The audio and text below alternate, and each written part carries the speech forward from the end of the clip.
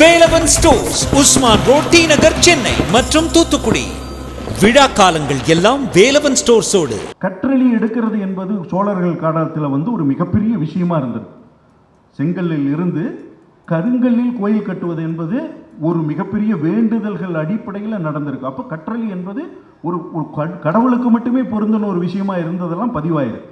ஆனால் பொன்னியின் செல்வனில் என்ன நடந்திருக்கு? தஞ்சாவூர் கோயில், ராஜராஜன் கட்டின கோயிலை விட மிக உயரமான மலைகள் மேலே தஞ்சாவூர் கோயில் இருக்கு. இது கோட்டை இருக்கு. எங்க இருக்குது தஞ்சாவூரில் மலை? எங்க இருக்குது? ஆனால் பொன்னியின் செல்வனில் இருக்குது கோட்டையே. அவ்வளோ பெரிய மலை மேலே கட்டின கோல்கொண்டா கோட்டை கொண்டாந்து இங்கே வச்சிருக்காங்க. உடைகள் அத்தனையும் நார்த் இந்தியன் உடைகள், நகைகள் அத்தனையும் நார்த் இந்தியன் மன்னர்கள் போடுற அந்த முழுக்க சினிமாவாக மாறி நின்று. ஆனால் அதே மணிரத்னம் சார் மௌனராகம் பண்ணும்போது ஜெயகாந்தன் அவர்களுடைய ஒரு கதையினுடைய பாதிப்பு தான் மௌனராகம். மௌனராகம் மிக சிறந்த ஒரு இலக்கியமாக திரையில் வந்திருக்கும். எங்க போனாரு அந்த கலைஞன், மௌனராக கலைஞன் பொன்னியின் செல்வன்ல? ஏன் அந்த குறைஞ்சபட்ச அணுகுமுறை கூட இல்லாம போச்சு? 100 வருடங்கள், ஒரு 50-60 வருடங்கள் ஒரு கலைஞன் தேடி பிடிச்சு போய் வந்து எழுதி யாராலும் தொட முடியல, எடுக்க முடியலன்னு சொன்ன ஒரு படைப்பை, இலக்கிய படைப்பை, அதை திரைப்படம் ஆகும்போது குறைஞ்சபட்சம் அந்த நேர்மையை கூட அணுகாம முழுக்க முழுக்க ஒரு திரைப்படத்தினுடைய வணிக ரீதியான ஒரு கலவையாகவே அந்த திரைப்படம் வடிவமைத்ததில் எனக்கெல்லாம் மிகப்பெரிய வருத்தம். தமிழகத்தை பொறுத்தவரை கல்கி அவர்கள், லட்சுமி அவர்கள், ஒரு காலகட்டத்தில் சுஜாதா அவர்களுடைய நாவல், புஷ்பா தங்கத்துறை, மகரிஷி, சாய்ந்தாடம்மா சாய்ந்தாடு, காயத்ரி, இந்த திரைப்படங்கள், அதனுடைய தொடர்ச்சியாக சுஜாதா அவர்களுடைய பிரியா, கரையெல்லாம் செண்பகப்பூ போன்ற அவருடைய நைலான் கயிறு, அது போல திரைப்படங்கள், இப்படி ஒரு குறிப்பிட்ட ஒரு ஒவ்வொரு எழுத்தாளர்களுடையதும் அதிகமாக பதிவாயிருக்கு. தமிழ்வாணன் அவர்களுடைய நாவல் பதிவாயிருக்கு. ஆனால் தொடர்ச்சியாக எண்ணிக்கை வைஸ் பார்த்தீங்கன்னா சுஜாதா அவர்கள், கல்கி அவர்கள், லட்சுமி அவர்களுடைய நாவல்கள் தான் அதிகமாக திரைப்படங்கள் ஒரு சலனப்படமாக ஒரு திரைப்படமாக இலக்கியத்திலிருந்து மாறினது நடந்திருக்கு. இப்போ சமீப காலங்களில் கடைசியாக வந்த திரைப்படம் பொன்னியின் செல்வன். ஒரு நாவல், நீண்ட காலமாக இருந்த நாவல் திரைப்படமாக மாறி நிற்கிது. ஆனால் பொன்னியின் செல்வன் அந்த திரைப்படம் அந்த நாவலுக்கு உண்மை செஞ்சிருக்கா அப்படின்னு பாருங்க. கல்கி அவர்கள் தொடர்ச்சியாக அந்த இடங்களுக்கு சென்றிருக்கிறார். பயண தூரம், உடை, அந்த ஒரு சோழ நாகரிகத்தினுடைய நீட்சியாக என்னெல்லாம் இருக்கோ அதையெல்லாம் முடிந்தவரை ஜெனியூனாக அவர் பதிவு செஞ்சிருப்பார் அவருடைய பொன்னியின் செல்வன் நாவலில். ஆனால் அதே நாவல் திரைப்படமாகும் போது அது பதிவு செஞ்சிருக்கா அப்படின்னு கேட்டிங்கன்னா, என்னை பொறுத்தவரை நான் ஒரு விமர்சகனாக சொல்வேன், அது பதிவு செய்யவில்லை. ஒரு 100 வருடம் அது யாருமே தொடாத விஷயத்தை இது தொட்டு முடிச்சிருக்காங்க. அதில் அது ஒரு சாதனை. ஆனால் உடை, நிறம், மனிதர்களுடைய நிறம், கட்டட அமைப்புகள் எதுவுமே பதிவில்லை. தஞ்சாவூர் என்பது ஒரு சமதள பகுதி. அது ஒரு வண்டல் மண் படிகிற பகுதி. ஒகேனக்கல்ல பார்த்தீங்கன்னா காவேரி வீழ்ந்து உழுகும். அந்த கொள்ளைகால் பக்கம் போனீங்கன்னா காவேரி மேலே இருந்து பறந்து விழுகும். காவேரி அடுத்தது பவானி வரும்போதே பார்த்தீங்கன்னா கல்லுகளுக்கு இடையில் கரடமுரடாக ஒடியாரும்.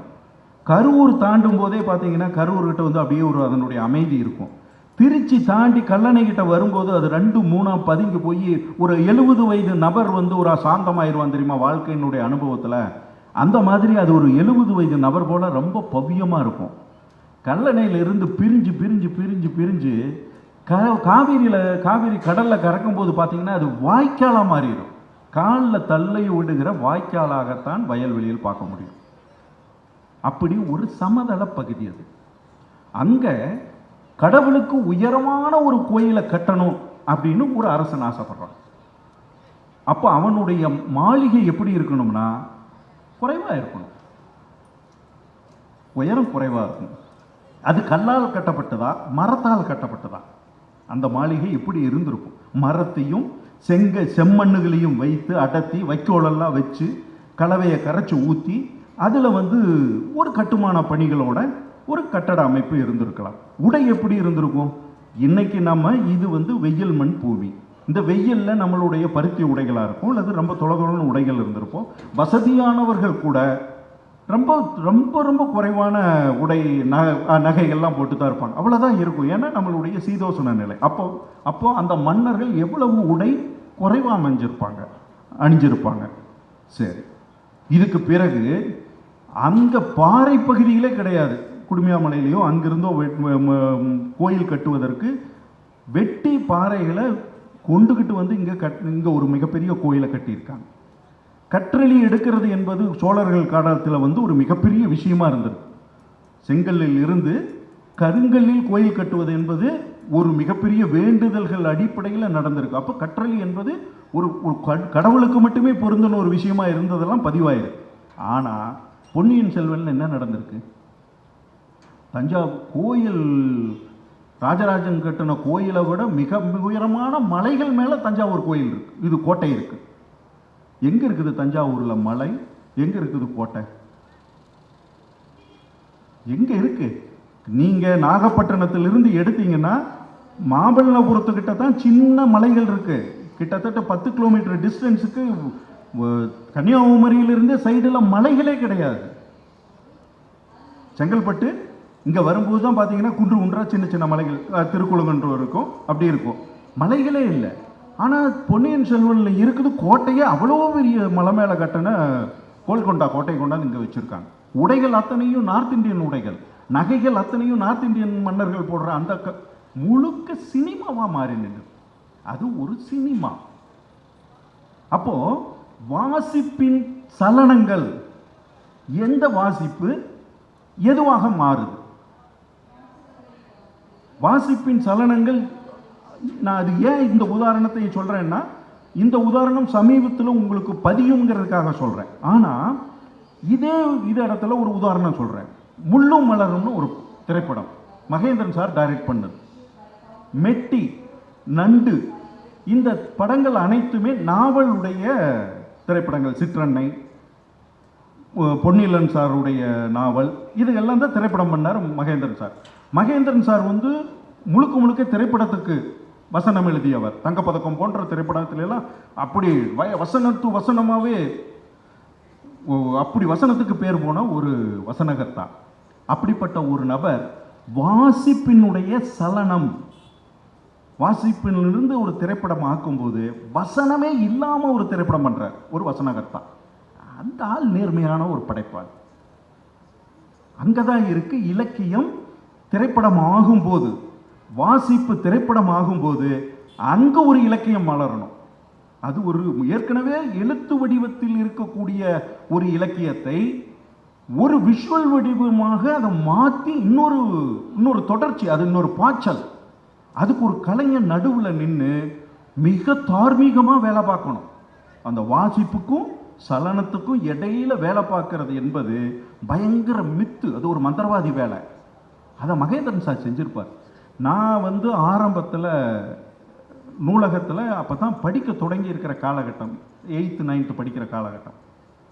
ரமணிச்சந்திரனுடைய நாவல் நினைக்கிறேன், உமாச்சந்திரனா ரமணிச்சந்திரன் நினைக்கிறேன். அந்த நாவல் முள்ளு மலரும் நாவலை நான் படிக்கிறேன், புத்தகமாக படிக்கிறேன். அது காளி, இந்த தங்கச்சி கேரக்டர், இது அந்த விஞ்ச் கேரக்டர், அந்த மலை மேலே இருக்கக்கூடிய ரயில் பயணம், இதெல்லாம் எழுத்து வடிவிலேயே என்னை ரொம்ப பாதித்த ஒரு நாவல். படித்தாச்சு, முடிஞ்சிருச்சு. இது படித்து முடித்த ஒரு வருடம் 2 வருட காலகட்டத்தில் முள்ளு மலரும் திரைப்படம் வருது. நான் அந்த படத்தை பார்க்குறேன். பார்த்தா எனக்கு என்னமோ ஒரு பாதிப்பு. இந்த கதையை எனக்கு முன்னாடி தெரியுமே, இந்த கதை எனக்கு முன்னாடி தெரியுமேன்னு சொல்லிக்கிட்டே இருக்கேன். சொன்னால் அதுக்கு பிறகு பத்திரிகையில் எல்லாம் வருது, இது இப்படி ஒரு நாவலை திரைப்படமாக்குனது அப்படின்னு சொன்னது. அப்போ தான் எனக்கு தெரியுது, ஓ, அப்போது ஒரு கதையை திரைப்படம் ஆக்க முடியுமா? அதற்கு எனக்கு ஒரு எழுத்தை, ஒரு நாவலை எப்படி திரைப்படமாக மாற்றுவதற்கு எனக்கு கிடைத்த மிகப்பெரிய பாதிப்பும் உதாரணமும் முள்ளும் மலரும் தான். இன்னைக்கு வரையிலும் எனக்கு முள்ளும் மலரும் ஒரு வாசிப்பினுடைய சலனங்களாக முள்ளும் மலரும் தந்த அந்த நேர்மையை தமிழ் திரைப்பட உலகில் நான் பார்த்த வரையில் வேற எந்த திரைப்படங்களும் தரல. எல்லாம் திரைப்படமாயிருக்கு. ஆனால் அதில் இருந்த மகேந்திரன் சார்கிட்ட இருந்த நேர்மை சொல்றேன். இது முன்னாடி யாருகிட்ட இருந்ததுன்னா பீம்சிங் அவர்கள்கிட்ட இருந்தது. பீம்சிங் அவர்கள் பாசமலர், பாவ மன்னிப்பு போன்ற திரைப்படங்கள், இந்த படங்கள் அனைத்துமே பக்கிம் சந்திரர், சரச்சந்திரர் போன்ற பெங்கால் நாவல்களினுடைய தாக்கத்தில் ரைட்ஸ் வாங்கியெல்லாம் நிறைய பண்ணியிருக்கார். அது முழுக்க முழுக்க ஒரு இலக்கியம் திரைப்படமாவதற்கான அந்த நேர்மையோட பீம்சிங் சார் அணுகியிருக்கார். அதற்கு முன்னால் சதி லீலாவதி எஸ் வாசன் அவர்கள் எழுதிய ஒரு கதை. அந்த கதையை எம்ஜிஆர் அவர்கள்லாம் நடிச்சிருப்பார், எல்லிஸ் டங்கன் டைரக்ட் பண்ணியிருப்பார். அது திரைப்படமாக ஒரு ஒரு ஒரு மாற்றத்தை தந்திருக்கும், ஒரு நேர்மையான அணுகுமுறையில் இருந்திருக்கும். இதையெல்லாம் விட ஒரு உச்சமான இன்னொன்று சொல்கிறேன். கொத்தமங்கலம் சுப்பு அவர்கள் எழுதிய தில்லானா மோகனாம்பா கிளாசிக். நீங்கள் தில்லானா மோகனாம்பாளை பாருங்க. கோபுல அவர்கள் அதுக்கு ஓவியம் வரைஞ்சிருப்பார் ஆனந்த விகடன் தொடரில். அந்த ஓவியமும் அந்த அதில் இருந்த அந்த அந்த அந்த செட்டு, அந்த காஸ்டியூம்ஸு, அந்த கேரக்டர்ஸ்கள்லாம் எப்படி இருக்கணும் எல்லாத்தையும் அப்படியே பதிவு பண்ணியிருப்பார் அந்த திரைப்படத்தில். அவ்வளவு நேர்மையான ஒரு திரைப்படம்.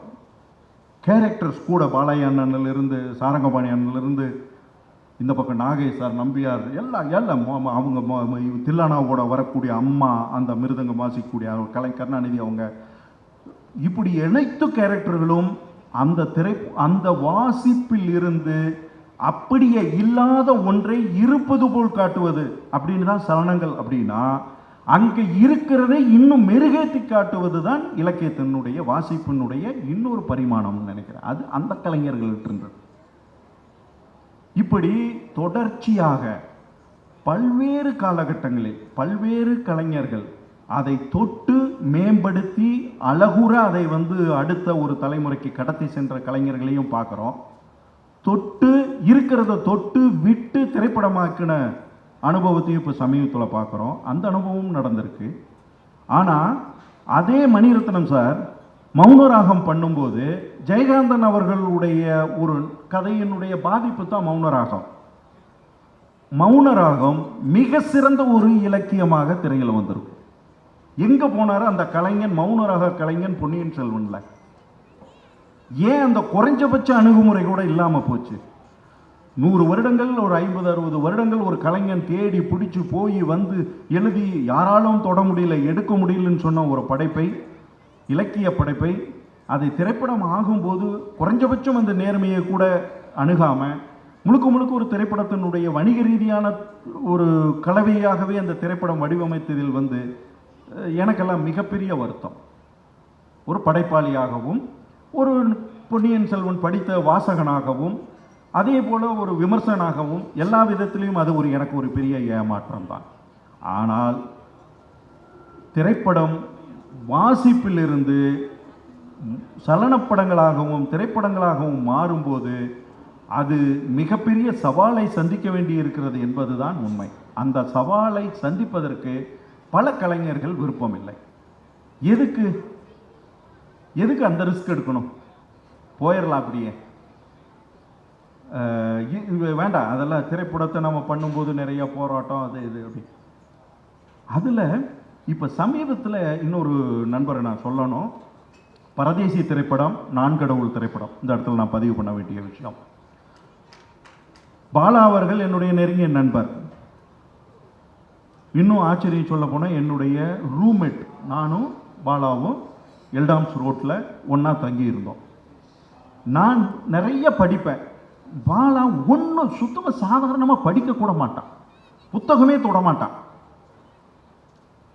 ஆச்சரியம், பாலுமகேந்திரா சார்கிட்ட போன பிறகு பாலா படிப்பில் தன்னை மேம்படுத்தி கொண்டு அல்லது படிப்பு சார்ந்த விஷயத்தில் தன்னை கவனம் செலுத்திக்கிட்டு நான்கடவுளையும் பரதேசியும் நாவல்களிலிருந்து எடுத்து சினிமா படைச்சிட்டான். பெரிய சல்யூட் அடிக்கணும். அதை நேர்மையாக படைச்சிட்டான். தொடர்ச்சியான படிப்பாளிகளை விட, தொடர்ச்சியாக அதுக்காகவே மெனக்கடுறவங்களை விட பாலா அந்த திரைப்படத்தை ஒரு ஒரு ஒரு வாசிப்பு, அந்த வாசிச்சு நான் இந்த இடத்துல இருந்து வாசிக்கிறேன், இதை எப்படி நான் வந்து ஒரு ஒரு திரைப்படமாக நான் மாற்றணும். அப்போ அதுக்கு என்ன, அது அந்த ஒரிஜினல் கற்பும் கெடாமல் அதனுடைய நேர்மையாக நான் திரைப்படத்தில் அணுகி சொல்லிடணும், அதை கெடுத்துடக்கூடாதுன்னு வேலை பார்க்கணும் இல்லையா? அதை அந்த 2 திரைப்படத்திலையுமே பார்க்க முடியும். தங்கர்பச்சானுடைய திரைப்படங்கள் அவருடைய நாவல்களையே பெருசாக பண்ணார். ஆனால் தலைகீழ் விகிதங்கள் நாஞ்சில் நாடானுடைய திரைக்கதையை எடுத்து படம் பண்ணும்போது அது முழுமையாக வரல.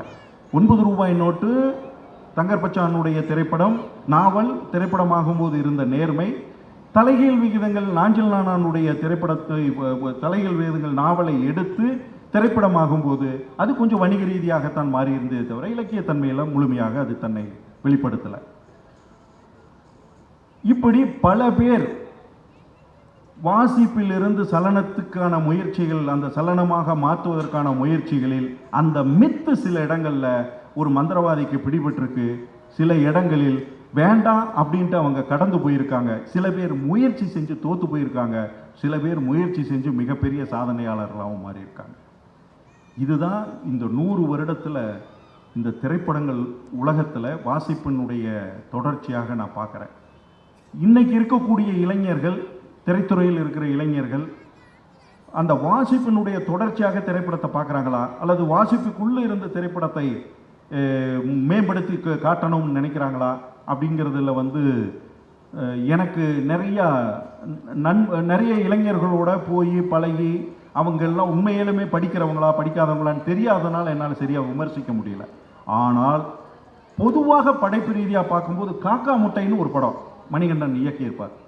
அது 100 இலக்கியத்துக்கு சமமானது. அது ஒரு ஒரு நீங்கள் பார்த்தீங்கன்னா நாவலில் இருந்து அது திரைப்படம் ஆகாமல் இருக்கலாம், ஆனால் திரைப்படத்தில் இருந்து அதை புத்தகமாக வெளியிட்டீங்கன்னா 100 இலக்கியத்துக்கு சமமானது காக்கா முட்டை. கடைசி விவசாயி மிக சிறந்த ஒரு இலக்கிய படைப்பு. அது ஒரு நாவலாக நீங்கள் அந்த திரைப்படத்தை நாவலாக மாற்றும். அப்போ நான் என்ன நினைக்கிறேன்னா, வாசிப்பினுடைய தொடர்ச்சியாக சலனப்படங்கள் இருக்க வேண்டும் என்பதை தாண்டி சலனப்படங்களில் இருந்து ஒரு இலக்கியமாக விஷயங்கள் வாசிப்புக்கு கொண்டு வரணும்னு நினைக்கிறேன் நான். ஏன் திரைப்படங்களை இலக்கியமாக மாற்றக்கூடாது? சரி, நாம் இலக்கியத்திலிருந்து திரைப்படமாக்குறதுல நிறைய பிரச்சனை இருக்கலாம், வணிக ரீதியான பிரச்சனை இருக்கலாம், அது இருக்கு. அது சுதந்திரத்தை படைப்பாளிகிட்டு விட்டுருவோம். படைப்பாளி எதை வேணாலும் படைக்கட்டும். அந்த படைப்பில் சிறந்த படைப்புகளை அப்படியே எடுத்து அதை திரைக்கதை வடிவத்தில் எழுதாம நாவல் வடிவத்தில் அந்த கதையை நாவல் வடிவத்தில் உணர்ச்சிகளோட அவன் என்ன நேரேட் பண்ணியிருக்கான், பின்னாடி ஒரு கழுதை வருது, பின்னாடி ஒரு வண்டி வருது, அவன் அட்மாஸ்பியர் கிரியேட் பண்ணியிருந்தானா அதை அப்படியே எழுத்து வடிவத்தில் கொண்டு வந்து ஏன் அதை இலக்கியமாக மாற்றக்கூடாது? சலனத்தை வாசிப்பாக மாற்ற வேண்டும் என்று நான் ஆசைப்படுகிறேன். அதை இன்றைய இளைஞர்கள் சலன படங்களில் நிறைய இலக்கியங்களை படைச்சிக்கிட்டு இருக்காங்கன்னு எனக்கு தோணுது. படங்கள் பார்க்கும்போதெல்லாம் தோணும். மிக சிறந்த படைப்பாளிகள் இளைஞர்களாக இருக்கிறார்கள். எதிர்காலத்தில் மிக சிறந்த இலக்கிய படைப்புகளை திரையில் தருவார்கள். அந்த படைப்புகள் அனைத்தும் வெறும் திரைக்கதை வடிவத்தில் வாசிப்புக்கு வராமல் அது ஒரு நாவலும் இலக்கியமாக மாறி நிற்க வேண்டும் என்ற ஆசையுடன் இந்த உரையை முடித்துக் கொள்கிறேன். நன்றி, வணக்கம்.